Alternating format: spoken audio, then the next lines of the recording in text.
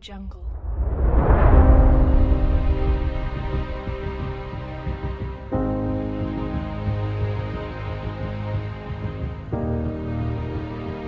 Audio Jungle. The four of diamonds. Thank you.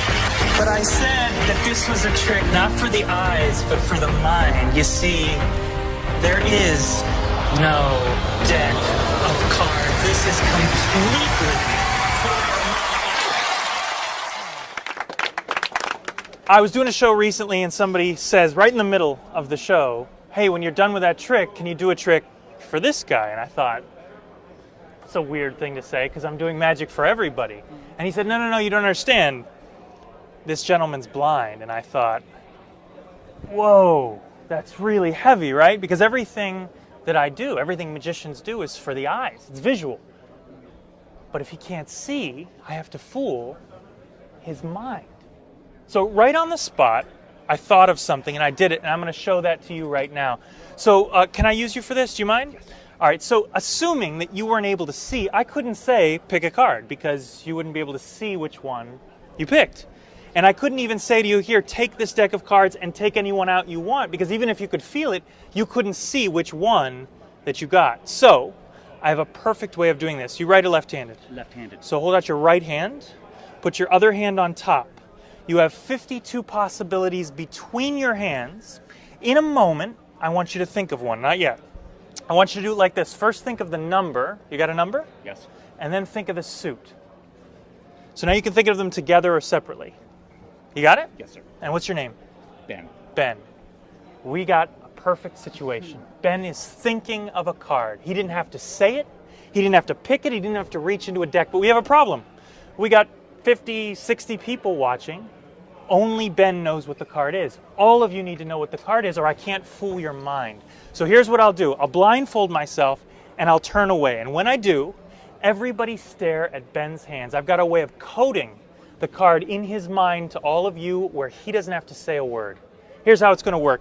When I turn away, Ben, I want you to deal the value of your card into a pile face down on the table as quietly as you can. So if you thought of 3, you just do 1, 2, 3, very quietly. And then to destroy the evidence, put the deck on top. If all of you watch, you'll know the value of the card, but I won't. Go ahead. Audience will tell me when Ben is done.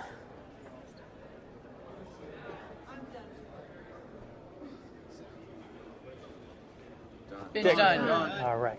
All of you know the value of the card, but you need to know the suit. So Ben, pick up the cards. I'll turn away again. If you're thinking of clubs, deal 1 card face down, deck on top. If you're thinking of hearts, deal 2, deck on top. Spades would be 3, diamonds would be 4. Audience will tell me when he's done.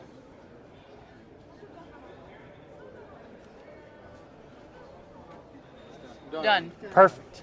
Think of this situation. All of you know what card Ben thought of, and he didn't have to say a word. It was just in his mind, and now it's in all of your minds, everybody except for me. And the question becomes, how can I find a card for someone's mind? And I'll tell you how. I'm going to do it by feel. I'm going to do it by feeling for the one that feels like yours. Like this. Something right here feels different. Ben, you didn't leave, did you? I'm still here. In a loud, clear voice, yes or no, did you think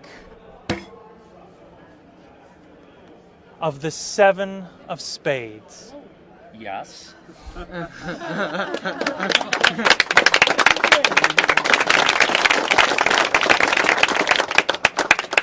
Is this the 7 of spades?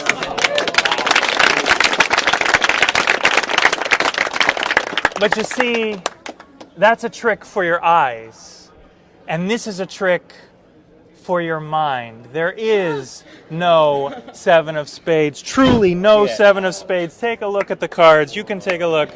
Look through them. Yeah, take a look.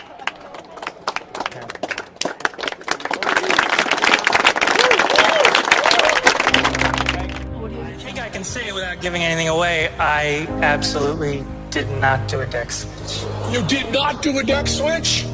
Well, then I do know what you did do then. I think you fooled us. That was the way you did it. You didn't do a dip switch.